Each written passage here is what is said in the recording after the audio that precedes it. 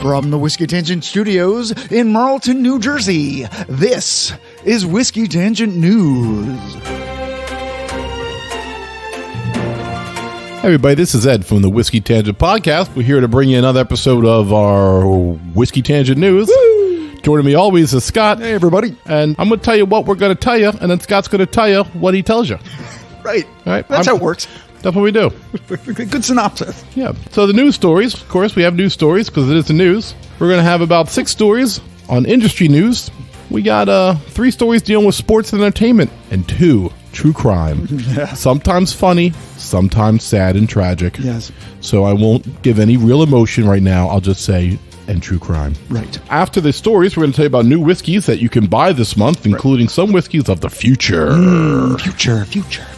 And then, of course, what's coming up on the old podcast in July. All right. So, Scott, take it away, buddy. So, it's June 2023, and here's all the news that's fit to drink. In industry news, from the Whiskey Wash, Diageo's longtime CEO has passed away. Oh, God. I wasn't ready for that. Yeah. Ivan Meneses, a visionary in the spirits world who helped make Diageo the liquor behemoth it is today, passed away on June 7th at the age of 63 following a brief illness, mere weeks from retirement. Meneses joined Diageo at its creation in 1997 and held many senior positions in a career spanning over 25 years at the company, including CEO since July of 2013. During his tenure, he oversaw an astounding period of change, growth, and high performance, with the company today now selling over 200 brands in more than 180 markets. Condolences and accolades came pouring in from across the spirits industry, with leaders from Brown-Forman, Beam Suntory, Remy Cointreau, Pernod Ricard, and Moet Hennessy, among others, issuing statements. Of particular note was a message from the Scotch Whisky Association, the massive trade group of which Diageo is a member. Sir Ivan was a towering figure who not only helped to shape the global success of the industry, but laid the foundation for future generations. Aside from being one of the most successful business leaders of his generation, he was a warm and caring human being. Through our grief, that legacy will sustain us, encourage us to follow the example he set, and enable us to remember fondly the time we had with him. I'm just stunned that he was so young. Yeah. To have had such an esteemed career and make such an impact and only be a few years older than us, Scott. I know. And right before he was going to retire. Right, which is why I retired when I did. Yeah. They didn't say what the illness was, so I don't know, maybe follow-up stories will mention it, but maybe the family didn't want anybody to know. Privacy and all that. I'm just not saying stuff right now. Okay. You're censoring yourself? Yes. Okay. Well, I just thought of 1,000 embarrassing ways you could die that your family would want people to know, and I realized it's not appropriate. I see. Well, moving on quickly. Yeah. From CBS News, a new study reveals the best state for buying whiskey. A state of intoxication, I think. So you make bad choices and buy more than you should. Yeah. A new study conducted by Credello, a leading financial solutions company, revealed their top 10 lists of the best and worst states in which to buy whiskey, and the results may surprise you. Credello analyzed data from winesearcher.com and totalwine.com to find the best price for a 750 milliliter bottle of Jack Daniel's Old No. 7 Black Label in each state. For states under liquor control laws, Credello looked at the official government price of the bottle. So what are the top 10 most expensive states to buy whiskey? Number 10, Pennsylvania. 9, New Jersey. 8, Montana. 7, Alabama. 6, Utah. 5, Vermont. 4, North Dakota. 3, Nebraska. 2, North Carolina. And the most expensive state is Alaska. I thought the top 2 would be Hawaii and Alaska. Yeah. I'm surprised that Hawaii is not in the top 10. Hawaii's not in the top 10. I don't know why I'm pronouncing Hawaii like that. Hawaii. Like a really hard H on that. Yeah. Hawaii. Yeah, so Alaska, that makes sense because evidently it's a bitch to get anything to Alaska. Yeah. I hear like toilet paper is like $5 a roll or something. Like, so I guess I don't understand the struggles of living in Alaska. Yeah, that you have to ship everything. And remember, with Jersey and Pennsylvania, it's a lot to do with the tax that our states put lots of tax on liquor. Yeah. You know, anything that's a vice, cigarettes, liquor, you know, I'm censoring myself. Go Porn. ahead. Yeah, absolutely. Why are you censoring I don't yourself? know. Nobody died in this story. Okay. Yeah. I'm still mourning from last story. And here are the top 10 cheapest states to buy whiskey. So if you live in one of these states, congrats to you. Number 10, South Carolina, then Mississippi, Florida, Washington, New Mexico, Maryland, Arizona, Texas, Colorado, and surprisingly, California, where a bottle of Jack Daniels will cost you less than $15. What is Jack Daniels charging for it as a wholesale price? I don't know. It's crazy, right? Yeah. $15 for a bottle of Jack Daniels. It's like $32 here now. Yeah. The average, I guess, was $26 in New Jersey, according to this study. I don't believe that, but maybe that's before they taxed it. Oh, maybe. Maybe that's the official retail price without tax. You know, I haven't looked to buy the regular Jack in a while. Well, that's true, too. Yeah, it's not one we frequent. All right, I'll go out right now and look at the local store. I'll be right back. Do you crash? Do I put the crash sound on? Yeah, right. Okay. Yeah. And they're sold out. They didn't have any, that's the biggest lie. All right, so the next story we have is from the Whiskey Raiders. Barrell Craft Spirits opens their production facilities to other brands. What? Barrell Craft Spirits has decided to open up its blending, bottling, and storage facilities to outside brands that might not have the resources or space.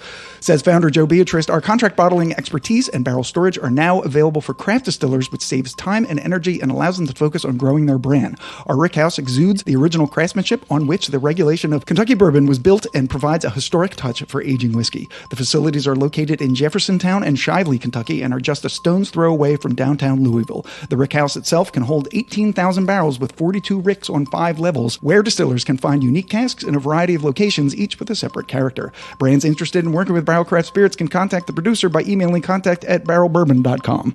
That's great. I guess they had space they weren't using. Yeah. The question is, they just seem to put more and more stuff out. Like, what happens when they need the space? I guess they just throw everybody out. I don't know. That's why I had this in here, because I was wondering why they would do this. Or does this particular rickhouse not fit into their production procedures now for some reason? Like we're not trucking it over that rickhouse anymore. Yeah, maybe they projected into the future and they knew they're going to have a lot of space. And what do they do with the space? They can rent it out. Good. I mean, sure. Interesting. Yeah, good for them. All right, next story from Whiskey Advocate, introducing the brand new Northwest Whiskey Trail.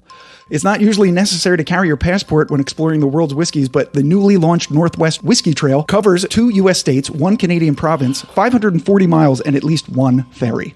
On the American side, the distilleries on the new trail so far include Westward Whiskey in Portland, Oregon, and Westland Distillery and Copperworks Distilling in Seattle, Washington. Stops on the Canadian side are the Goldstream and Shelter Point Distilleries on Vancouver Island, Deep Cove Brewers and Distillers in Vancouver proper, and Macaloney's Island Distillery in Victoria, British Columbia. Several of the distilleries produce other spirits, and 2 offer in-house brewed craft beers. And while the trail doesn't shun other forms of whiskey, the emphasis is on single malt, which is produced by 6 of the 7 distilleries. Designed to highlight differences in the regional terroir, organizers of the Northwest Whiskey Trail say that all of the distilleries can be visited in about 5 days at a reasonable pace. Are you actually walking or driving? You have to drive, yeah. Oh, yeah, it's 500 miles. Sorry. Yeah.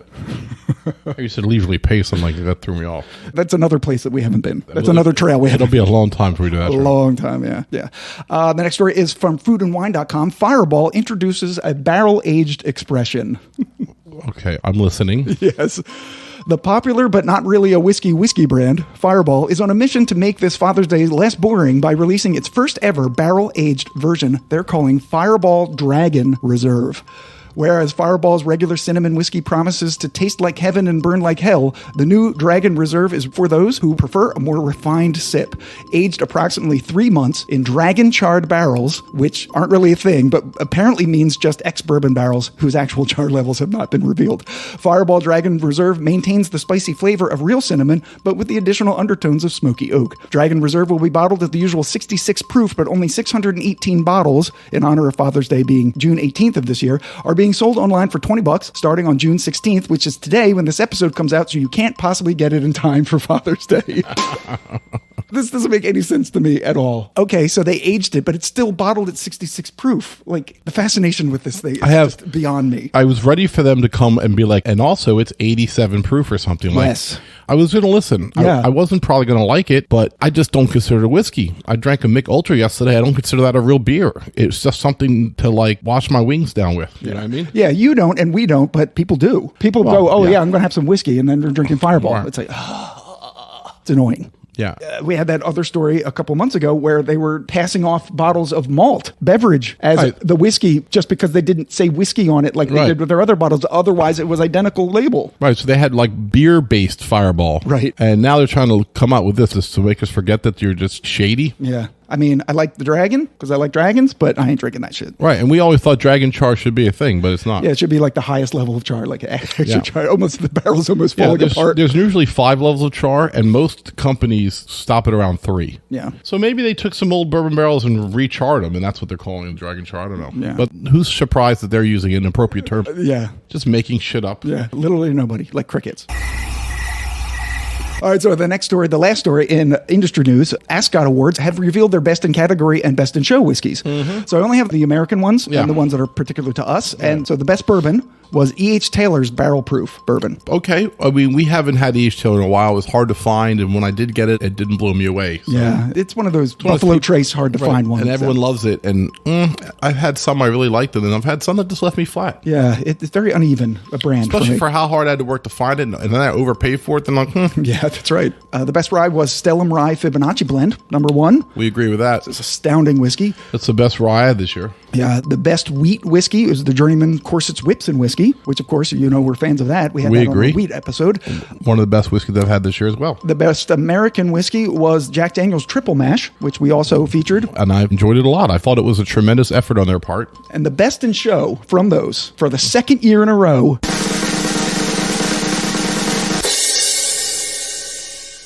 Journeyman Corset's Whips and Whiskey.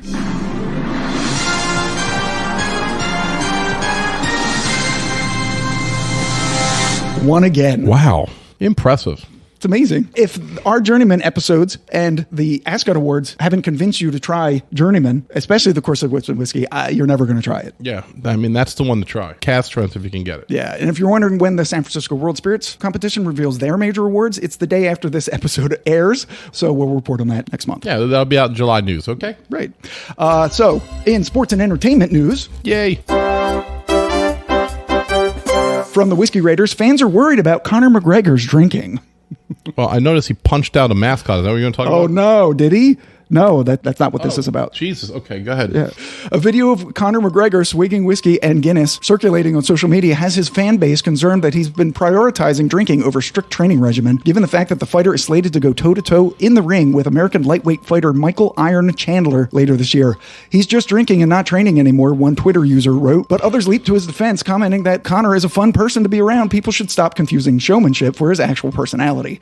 This isn't the first time people have been worried about Conor's drinking before. In an April episode of the Weighing In podcast, Russian MMA fighter Islam Makhachev had his own thoughts, saying, I don't think Conor wants to fight with Chandler because he's drinking too much, smoking all day, and he just can't. At this time, the exact dates for the fight between McGregor and Chandler remain unknown, and it may not happen at all. I mean, geez, if cameras followed me around, there'd be people concerned about me as well, especially the week I've just had. It's exactly what I was thinking. It's like, why isn't anyone concerned about our drinking? I will mention that Conor McGregor did allegedly send the Heat mascot to the ER. Oh, the Miami Heat? Yes. Here, pause it a second. I'll show you. One eternity later. All right, so we just took a little break to watch the video of what Ed was talking about. Yeah, it was a setup. Knocked him out. Yeah, it looked like it was a setup skit where like the Miami Heat mascot was going to like fake box him. Yeah. And he actually connected. McGregor just comes in and displays him right at the guy. He falls like a ton of bricks. And then he gets on top of him and punches him again. These are not pulled punches, all right? Yeah. Once again, just another thing that proves what a dick. God, he's one person that just does not deserve to be worth hundreds of millions of dollars. I know. I just don't believe him to be a nice person. And I think his fans are all assholes. That's why I did this story, because it's like he has fans that are worried about him. He doesn't deserve your worry. Right. He deserves to lose all his money in a Ponzi scheme, fighting circus bears in some Mexican saloon, just to buy his next bottle of Rocca tequila. Yeah, he should be in a donkey show on the receiving end. Fuck you, Conor McGregor. And if you want to come and do something about it, well, my name is Scott. You can find me in Marlton, and I have a podcast. It's not hard to find me, man. Oh, shit. I don't know whether I should keep that in or not. I'm a little scared now. The next story that we have in sports entertainment from the Whiskey Wash, Hollywood stars partner with Beam Suntory to celebrate significant milestone. Japanese whiskey producer Suntory recently announced that it's celebrating a major milestone, the 100th anniversary of its founding. And in honor of this centennial, a tribute film about the company will be released this summer to coincide with exclusive anniversary editions of a slate of Suntory whiskeys. Spoiler alert, Godzilla comes at the end and stomps on everything. Godzilla! Is that racist? Is that racist? What I said was racist. I'm including Godzilla in all Japanese movies. Right. The film itself, directed by Sofia Coppola and starring Keanu Reeves, tells the story of the brand's heritage and whiskey-making legacy. Reeves, a professed lover of Suntory whiskey, previously appeared in a Suntory Reserve ad campaign back in 1992 and will also participate in another collaboration with the distillery, creating a series of documentary shorts called The Nature and Spirit of Japan. Said Reeves, I'm honored to partner with Suntory Whiskey again. It's the elevated Japanese craftsmanship and attention to detail that makes it so special. In addition, as a first step toward its next century, Suntory will invest 10 billion yen, which is $77 million US, to enhance its Yamazaki and Hakushu distilleries, which are currently currently closed for renovation and scheduled to reopen this fall. We thought those whiskeys were expensive before they closed. Right, I know. Yeah, there was something, I think, in the John Wick movie that came out. One of their whiskeys is in the background somewhere. Is it? Like, I know he drank Blanton's Yeah. in the earlier episodes of the franchise, so to speak, of John Wick. But for some reason, I believe that he might have had a Yamazaki or a... Akashu. Yeah. We'll research that. 6.5 hours later. In John Wick 4, the Yamazaki 12 is what he's seen drinking. Oh, there you go. On top of the Continental Hotel in Tokyo. The Yamazaki 12, all right. Yeah. The last story in sports and entertainment, this is a funny one, from Golf Digest. Golfers try putting out fire with whiskey. What? You've probably thought about what you would do if your house caught on fire or your car, but odds are you haven't worried too much about your golf bag spontaneously combusting. However, in the event that it ever should, remain calm and do the exact opposite of the guys in a video that went viral recently on social media. In the short clip, a golf bag in the back of a cart is on fire, and one guy can be seen dumping a full flask of whiskey on the flames. Their next galaxy brain idea was to start shoving their bare hands into the flames to rescue items from the pockets. Then one hero begins flinging the clubs from the bag in a desperate attempt to keep his grips from turning into scorching black goo. But at no point does anyone think to pull the bag off the cart and stamp out the flames with their feet. Or as one commenter suggested, step 1, remove the bag from the cart. Step 2, everybody start peeing. Right. Has your golf bag ever caught on fire? No. Nor has my golf game ever caught fire as well.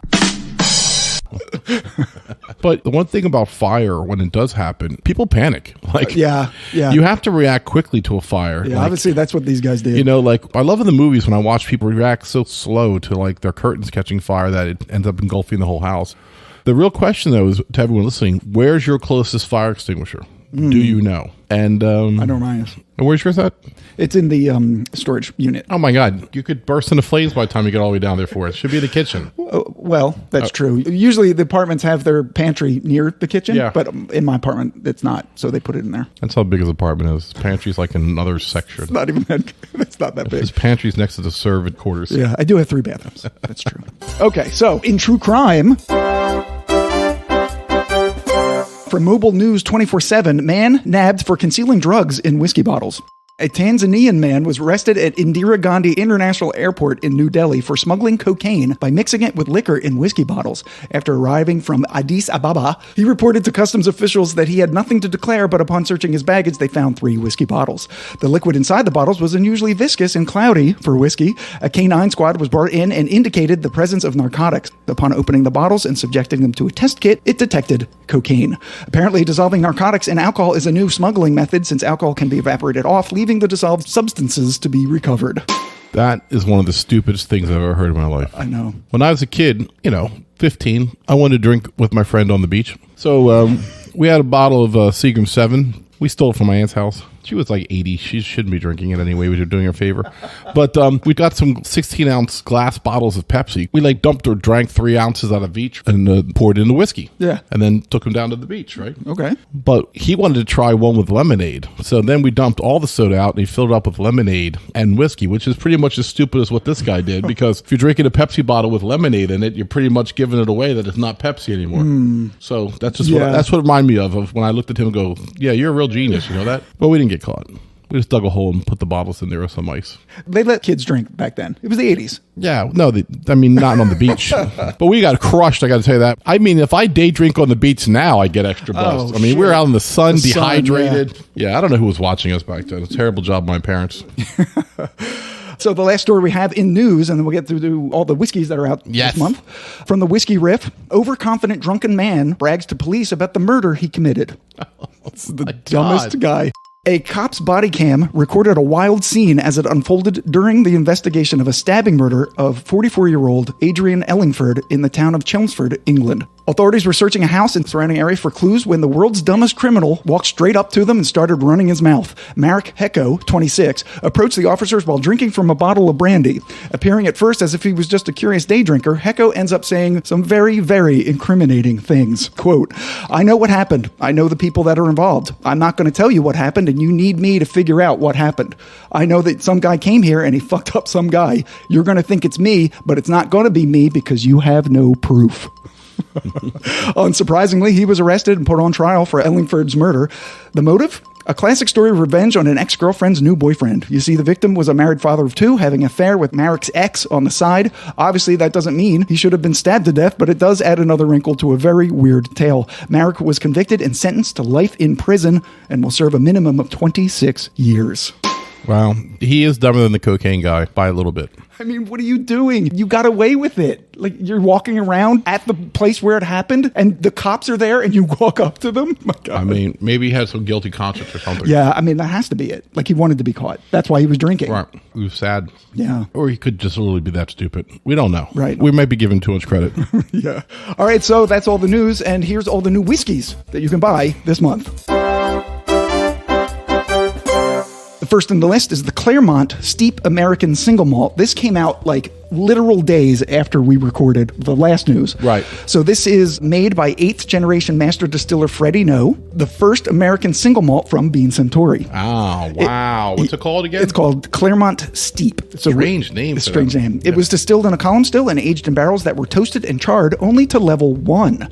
It's 5 years aged, 94 proof, 100% malted barley, brown sugar, honey, multigrains, ripe, red, delicious apples, and light oak. The MSRP is $60. I mean, if I could find that for $60, I'd try it tomorrow. Yeah.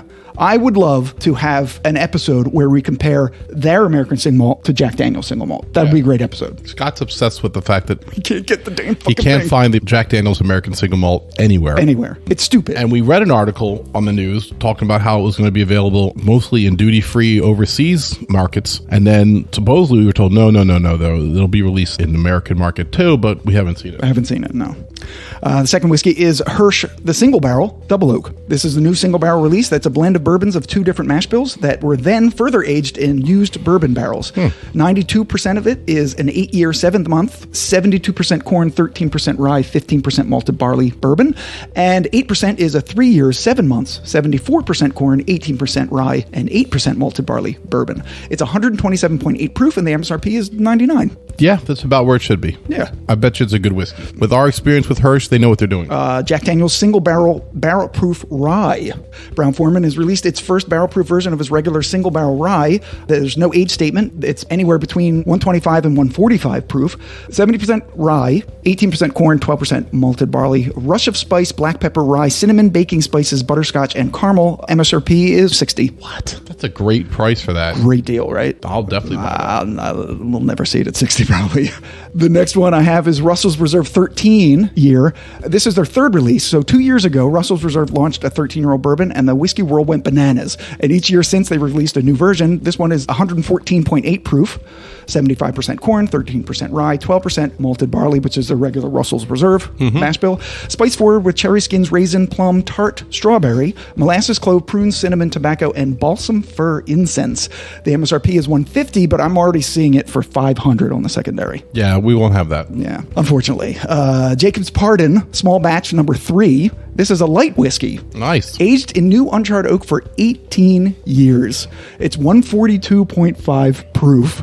99% corn, 1% malted barley, caramel corn, black cherry, prune Danish, loads of baking spices, vanilla bean, and pipe tobacco. MSRP $195. I mean, for an 18-year whiskey at that proof, that's what you're going to pay. I know. I probably won't buy it because I don't like to go that high. But if you could find it for $200, I don't think it's crazy price for being 18 years old and being at that proof. No, because we were just talking about how the Calumet 16 was 150. So if you extrapolate, right. It's not too bad.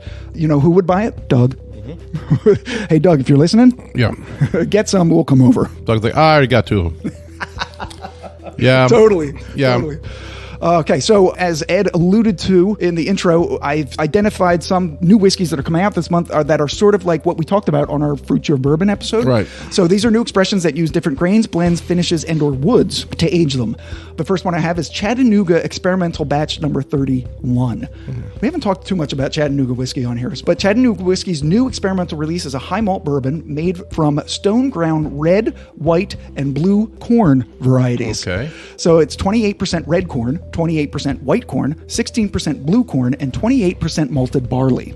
4 years aged, it's 102 proof, dried fig, sweet corn cake, berries and cream, almond croissant. MSRP is $75. I mean, it's interesting. Yeah. Yeah, it's really interesting. Sure. You see a lot of different corn varieties. Absolutely. That's like balconies that use the blue corn. And we're seeing using different versions of corn, There's ways you can play around. And this is one way that you're saying that the future of bourbon, they're going to be trying different things. Yeah, exactly. The next one is Daniel Weller. Now, this one pissed me off. Let's see if it pisses you off. Buffalo Trace. Oh. Already. Get ready. Right. It's like the Whiskey Museum. Has released the first in a new annual series of experimental wheated bourbons named after William LaRue Weller's grandfather, Daniel. The first one is made with emmer wheat, which I'd never heard of, but it's wheat that's most commonly used to make bread and beer, but rarely used to make whiskey. It's aged 12 years. It's 94 proof. The mash is not disclosed, but it's purportedly the same as the other Wellers, just trading the regular wheat for this new variety of wheat. Orange zest, hazelnut, cinnamon, caramel, bold oak, sweet honey, and orchard fruits. The MSRP? $500.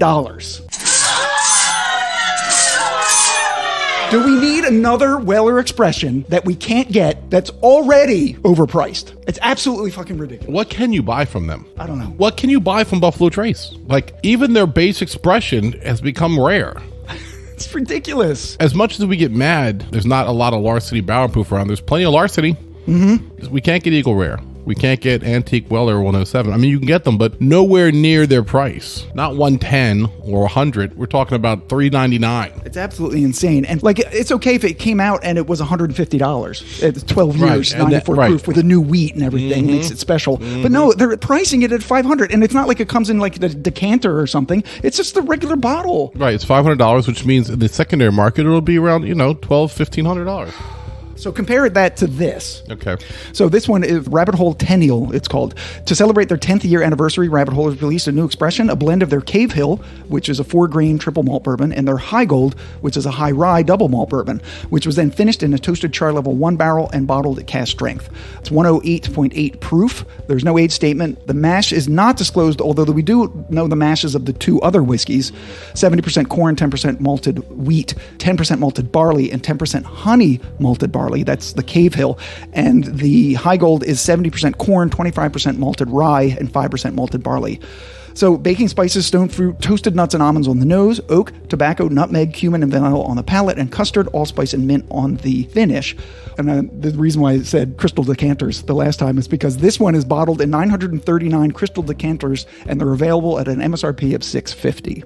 So this didn't get me as mad as the Daniel Weller one. How about you? I mean, it's a special whiskey for a special event. Yeah. They don't have a lot of whiskeys outrageously priced like this. This is certainly a little bit of a gimmick. How many? They have 900? 939. So it's not even 1,000 bottles, basically. Yeah. And you're getting a decanter probably costs is $150. Yeah.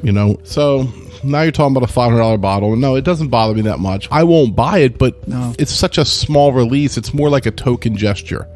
Like, they're not really looking to flood the market with it. And I would expect the secondary market on them to be pretty high. Oh, yeah, absolutely. If you have, rabbit hole fans, Starward was on our British Empire Whiskies episode last summer. The Starward Ginger Beer Cask, number 7. This is one of Australia's most popular limited releases, being made available in the US for the first time via lottery at starward.com and select retailers. It's a combination of Starward's Nova and Solera single malts aged for 12 months in French and American oak casks, previously seasoned with ginger beer.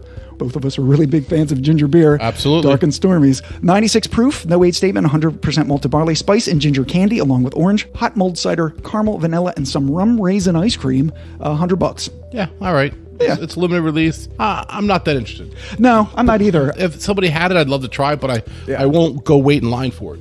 The last one I have is Teeling's. They put out a Wonders of Wood virgin Portuguese oak. Oh my God, there's so much I could do here. I always put it in just for you. This is all for you, Ed. The whiskey was triple distilled and aged in virgin Portuguese oak barrels, which has a higher tannin content than typical oak casks. There's no age statement. It's 100 proof. It's 50% unmalted barley, 50% malted barley, marmalade, leather, clove, pepper, nutmeg, tobacco, and vanilla malt. MSRP is 100. I know. It doesn't. At 75, I'd be intrigued. I don't need to drink it at 100. No. I mean, I guess if we saw it somewhere, we'd buy a dram of it. Oh, yeah. I'll buy a drink of it for 15 or something. Or 20, yeah, but a whole bottle seems unnecessary. A little bit. All right, so we got a little mad at those, but that's okay. That's the state of whiskey out there. Hey, listen, everything's getting more expensive, but what I've worked on myself is not feeling left out. Yeah. And to start drinking what I have, kind of, and then We constantly tell you all that there's good $60 bottles out there that can carry the day, that have high proof, good flavors, oakiness, good blends, finished in different things, and you can still get them for $60 to $65. I mean, you don't have to spend $195, $450 to find good drinkable bottles out there. Yeah, and when I'm doing these, I try to do a mix of things that are cheaper and things that are more expensive so that we can get mad at the expensive ones and give love to the cheaper ones. But about half of them are 100 or under, and the other half are higher. So I'm trying. Yeah, I mean, part of it is we do want to celebrate the absurd sometimes because it is kind of funny, you know? Yeah. We are trying to be entertaining as well, and I can bitch a lot more about a $500 Weller. Right. If something's priced $50 or $60, you're like, yeah, you can't get mad at that. Right. Yeah, I'm like, I mean, even if it's 2 years old, I'm like, I don't know, maybe it's good. Right. All right, so the next thing we do, the last thing that we do is what's coming up on the podcast in the next few weeks. So on 6/23, we're going to release a bonus short, a quick taste of Wilderness Trail 8-year Bottle and Bond, courtesy of Taylor from Benash. On 6/30, there's no podcast. On 7/7, July 7th, we have episode 65, AI-generated cocktails, and we'll be celebrating our 200th podcast. On 7/14, we're going to release a whiskey short, a quick taste of blackened Metallica whiskeys, 2 of them, their rye and their Willet collaboration that Ed got me for my birthday, which I was surprised to see when I looked at it in the vault that it's half gone. I didn't know that we drank as much as... The problem is when he gets buzzed up, he just starts grabbing stuff. I do. And not just whiskey. That's right. That's how you got that restraining order. And on 7/21, we'll be right back here doing the July whiskey news. All right. So if you're feeling froggy, go get some of those high-end expressions we told you coming out. We want to celebrate the winners of the ASCOT Awards. A lot of whiskeys that we celebrated this year as well. So we feel vindicated that our top whiskeys of the year was also Fred Minnick's top whiskeys of the year. Just another example of why we should be judges on the ASCOT. Here we are. 300 whiskeys tasted on air. Good palate. We know you're listening, Fred. Come on. We know he can't get enough of it. Yeah, he actually hacks in and listens to it live. He's listening right now. Right now. He's all right. bugged my apartment. So listen, everybody, we'll see you next week with the short, and then we'll see you next month with our next episode. Yeah. And so for the Whiskey Tangent Podcast, I'm Ed. And I'm Scott. Thanks for listening, everybody. Later.